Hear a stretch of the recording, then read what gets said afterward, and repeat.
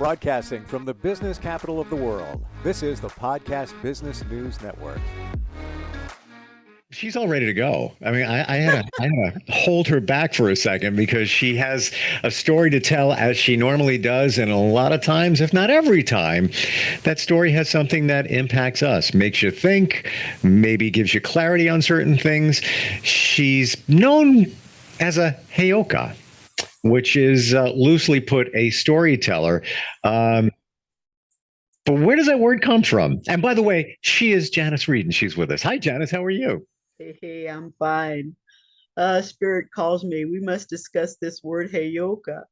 I am heyoka. It is an unusual being. I am a holy woman, made holy by the touch of lightning and God. It is such an unusual category of humanity that there are probably just a few on the planet at any given time. To tell you I am heyoka sounds egotistical, like I'm better than you. I am heyoka because I am willing to be the less one on the totem pole. I'm the one who's willing to be the clown. Some would call me sacred clown. Some would call heyoka just one notch above that. Great holy people are heyoka. We are willing to let go of our ego, that humanity might grow, might be served. I am out of culture in this white skin with these blue eyes and yellow hair. The man who told me I was heyoka, the crowd of Lakota that surrounded him and laughed at me because Great Spirit sure does know how to pick them. He had no idea how I would even survive. I have no idea. I've not been allowed to die, though. I've had many opportunities.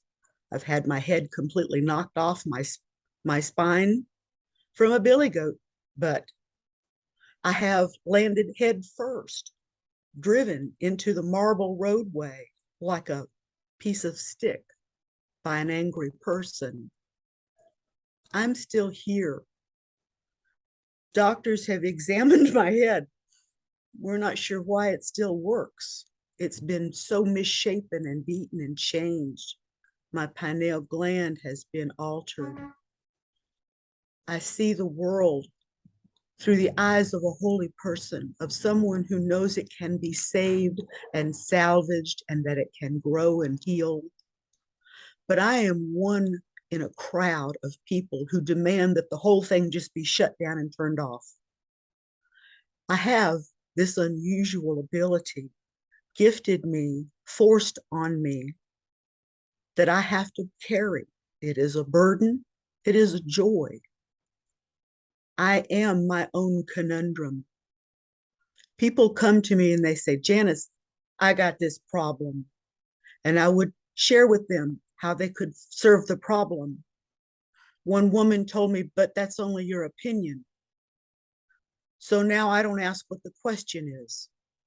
First, people come to me and say, Janis, I got a problem. I said, boy, do I know what that problem is. Let me tell you what we're going to do about it. And when I'm all finished talking, the person sits back and says, but how did you know that that's what I wanted to talk to you about? It's because I didn't. What I do is I open up my mouth and Great Spirit comes through. I am a mouthpiece in the most literal sense. When Spirit comes on and delivers an answer, it's not me talking. I listen like everybody else listens, and I'm sometimes the most surprised person in the room. I'm able to do this because I won't question when it's Great Spirit. I can't question God. There's something in me that says no. The Holy Spirit is what created me. Who am I to question my Creator? My Creator has decided and chosen and plucked me out to be like a personal mouthpiece. Sometimes words come out that surprise me, embarrass me, but it's what somebody needs to hear. A heyoka is a heyoka. I am a storyteller. This heyoka happens to be a storyteller. Geronimo could not die in battle. He was Heyoka. Black Elk spoke. He was Heyoka. Jesus Christ said, man, I will die for these people. He was Heyoka. I am willing to die to allow humanity to learn how to find their laughter again. People don't laugh. They tighten up. They don't let in information. And then they are alone and scared and by themselves. I'm Heyoka. Let me bring a joke into your world. Let me help you laugh. You think your world is trouble? Let me introduce you to my little brother. No. Heyoka, once upon a time, was as important to a tribe as the sun, as the buffalo. I was reminded this morning that, like the buffalo, Heyoka are being pushed to extinction. But that's the thing about us. We won't stop. We won't die. This isn't the first time I've come up and said, y'all better listen up. Not the first time I'll be brought down by my own words. But I am here to represent the Holy Spirit that created all of creation. And I'm not here to doubt it. But I'm here that I might help explain it to those who do, who are confused by all the hatred and the self-professed importance in the world. Listen to me, I know more than you. I've been to school, I dress better, I do this, I do that. Listen to me, I'm a poor old woman who lives on a mountaintop, and I love it here. The rock people open up in my dreams. I travel in my dreams. I go shopping. I listen to the children as they try to come across the deserts looking for a place safe to live. I listen to people dream at night, and I toss and turn. It's not a choice. I am Heyoka. I respond to the call of what spirit would have me hear. I enjoy being a storyteller. It's easier to get through important information if people are allowed to relax, to giggle a little bit, laugh around the fire. It's what's missing. We don't have a campfire for the village anymore. We don't talk among our fellow villagers, really. We don't. We go online, we talk on the phone, we listen to video, but we rarely go knock on the neighbor's door and say, hey, I haven't seen you in 6 months. Are you still breathing? I did that once. Poor old man about hugged me to death. He was so tickled somebody had remembered him. It is time to remember the value of long forgotten information. I am Heyoka. I am a holy woman. I will help return you to your spirit if you let me and if you ask me. Unless you ask, I won't do it. I'll sit here and suffer and let you do your thing. And I'll hold your hand. I'll say, good going. But when you ask me for help, when you ask Great Spirit for help, ask and you will receive. I asked how I could serve. I got hit by lightning for 8 hours. Thunder spirits danced in and out of me. Witnesses ran for cover. I have saved lives. I have changed people because I am Heyoka and I work for God. And that is how things move. I'm a mouthpiece. I'm the hands that can operate the doorknob. I'm the solid structure that can stand up and speak and be heard or overlooked.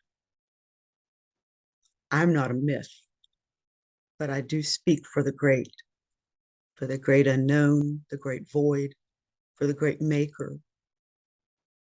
And that's who I am. I am Janis a Reed. Jan is a reed. I am Heyoka. If I can help you rise up to the next level of your life, let me know. Send me an email. We'll make a private conversation. I'll tell you a story. Great Spirit will help you directly. Then you and I can listen and find out what we're told. I work for all of us, not for me. I work for Great Spirit who breathes life into you. And that's what I wanted to tell you today, Steve. I've been kind of letting that slide for the last little few conversations we've had. And I've been kicked in the groin for it. My pleasure. I needed to respond to Great Spirit and not just mine. I don't know if you can hear the difference in this conversation and the others today, but my spirit demanded I explain myself to the best that I can. Being a white girl from South Georgia, my father's side does connect to the Cherokee. I'm not completely white. I'm just disguised. I'm Heyoka. Thanks for listening. Talk to me, Steve. What do you think about this admission of mine? It's not unlike what I thought. And I think you said in the very beginning when we started talking together that you are the mouthpiece. You are receiving messages that need to get told. Are there any other messages you get? Anything else that you feel that you need to share? Now we've got, Heyoka and your position. Yeah, I was told some other things that might be worth bringing up, like this unusual word, this strange category of human that I am. I'm not really alone. We need to be able to respect people that we don't understand, respect the cultures that we're not fully hep to. We need to respond with respect rather than laughter. I get nervous and I laugh at things. My bad, I can't help it.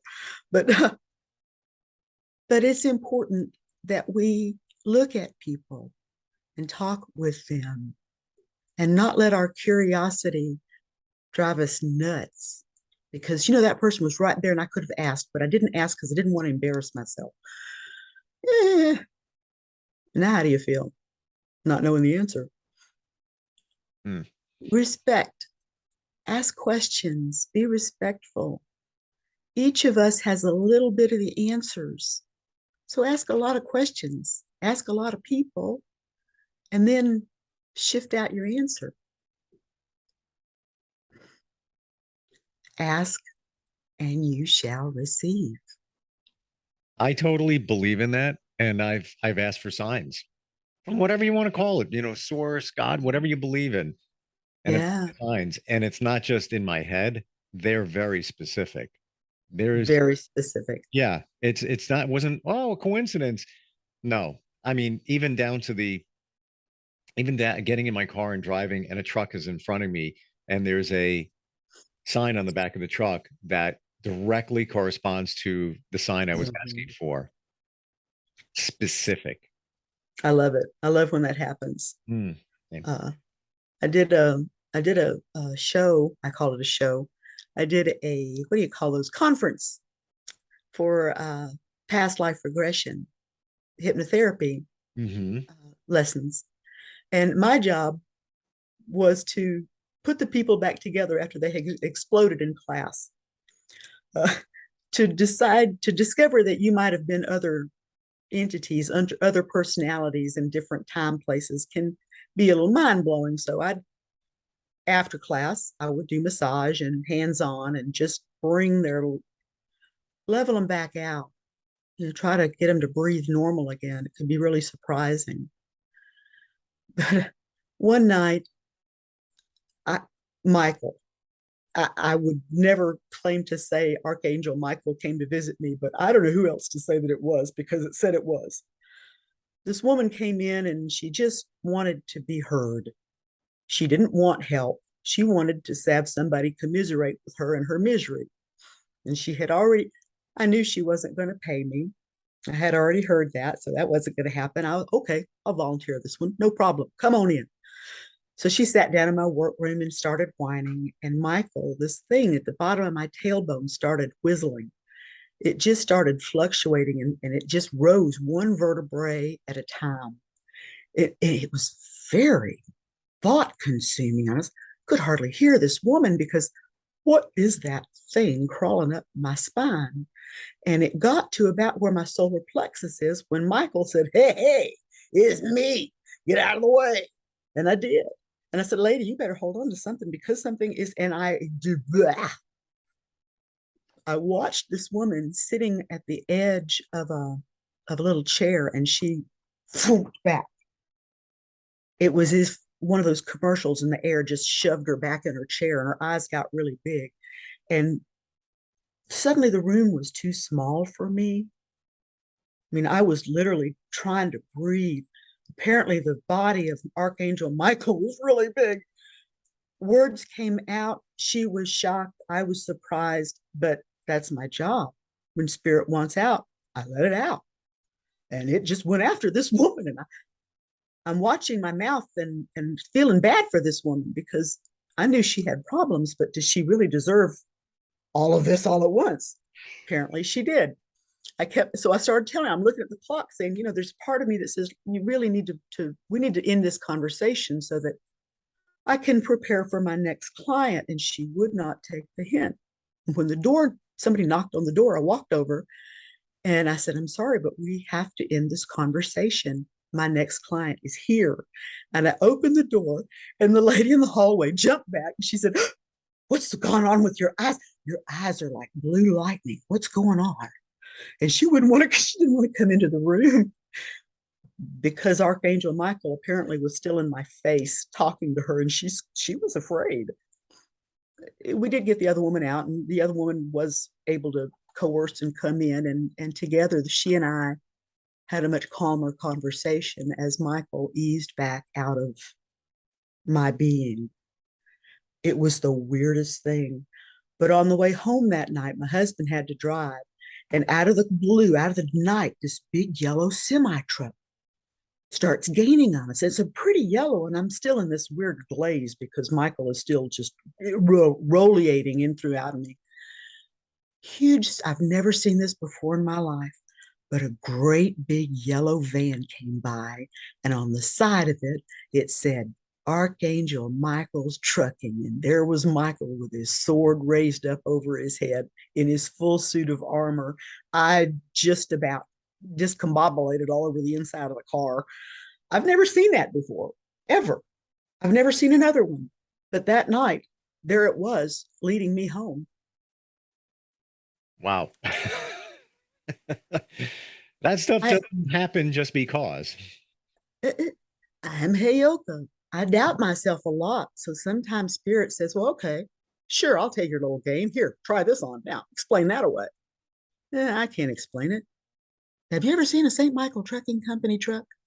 Never. People look out. They're beautifully yellow. If there is such a thing. Never saw one. Never saw one since or before. But yeah.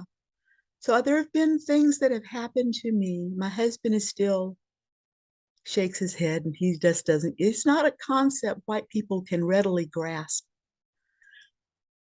People who no longer live in tribal units have a problem realizing that there are certain people in a neighborhood that you need. I'm one of them. You need a doctor, a lawyer, an Indian chief, a baker, a candlestick maker, and a really good payoka. You need all those things to make a village. I'm like the consciousness of the environment. If you really don't like what I said to you, then you might want to examine why you were upset.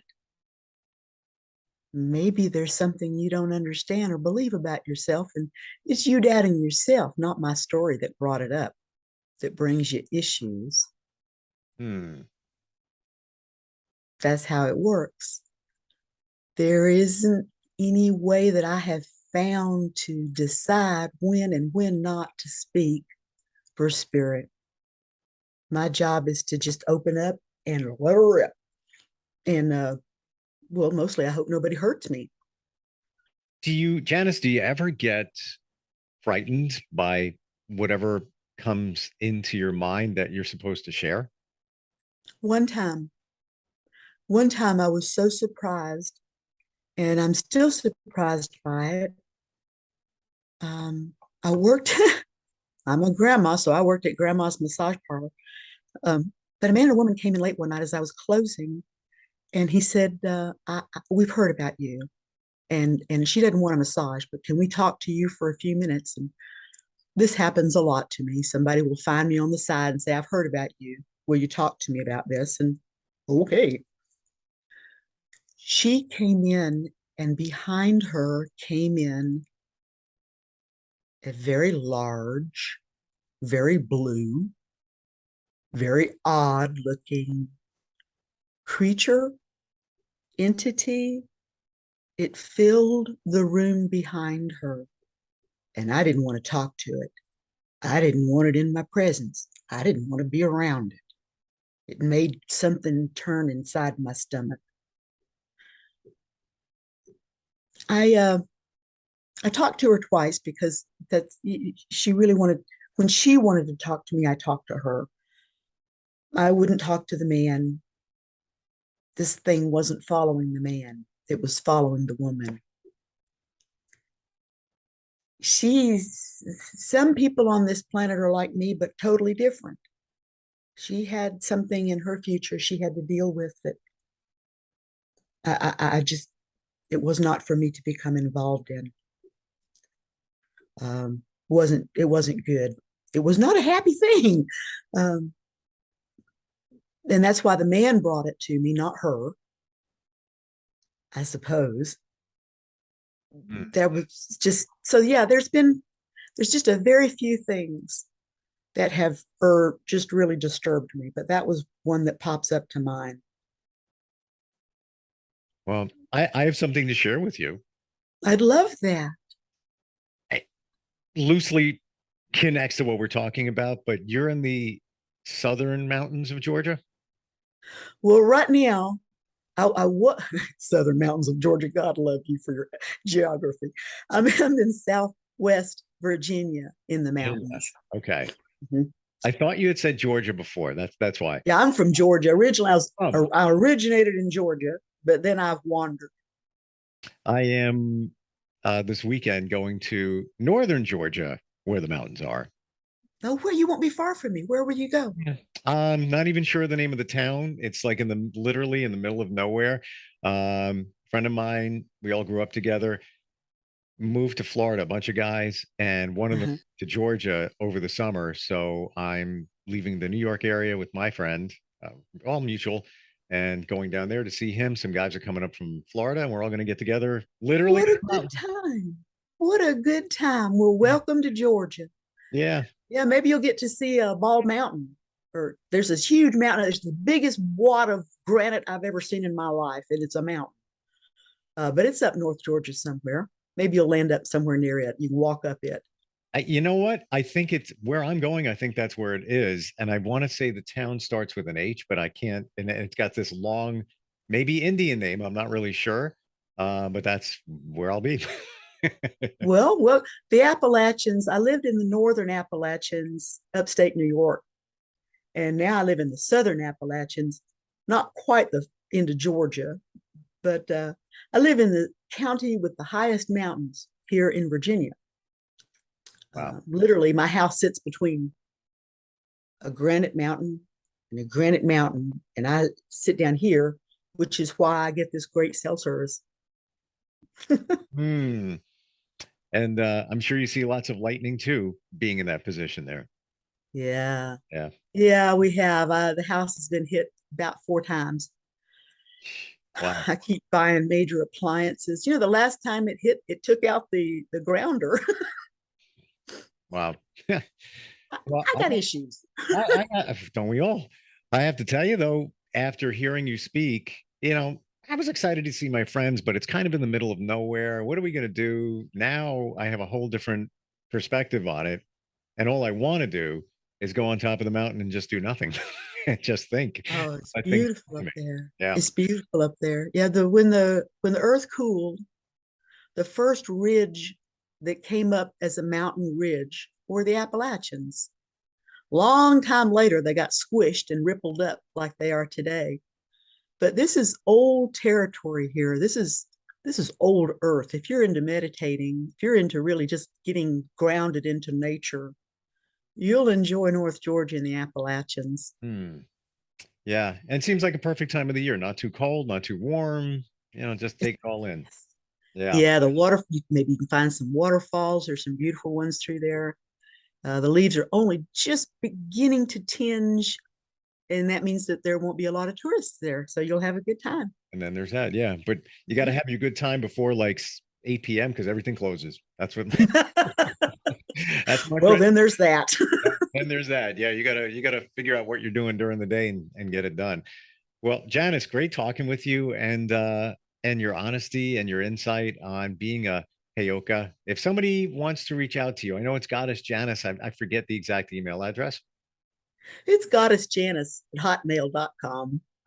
It's GODDESS, just like little goddess, JANIS. Jan is. Jan I am Jan is. At hotmail.com. Goddess Janis at hotmail.com. And I'll say Jan is a Heyoka.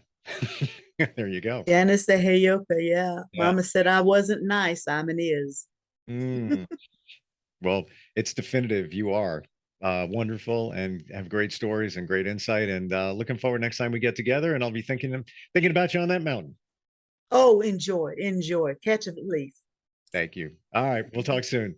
Are you looking for even more of the podcasts and hosts that you love? The Podcast Business News Network is proud to announce that you now have even more ways to listen live. Check out the MyTuner Radio, online radio box, and Simple Radio apps on iOS and Android, or find us online. Search for Business News Network on mytuner-radio.com, or search Podcast Business News Network on streama.com and onlineradiobox.com/US. Take your podcast on the go and don't miss a minute of the action.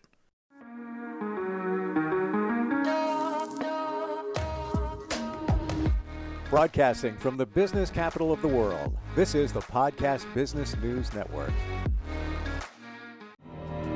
For nearly 2,000 severely injured veterans, everyday life has become filled with barriers. Day-to-day simple tasks can become pretty daunting. I have to carry my chair up 2 flights of steps or have somebody do it for me. What scares me the most is just the falling.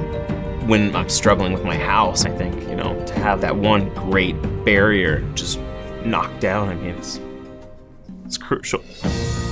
Home for Our Troops is a wonderful nonprofit that builds a mortgage-free, fully adaptive, handicap-accessible house. And there's no catch. It'll be our very first home that we've ever owned. This is a game changer. This is where your life begins again. We need you to join us in completing this important mission. Please visit hfotusa.org and help build homes and rebuild lives. Because of you, everything's going to be okay.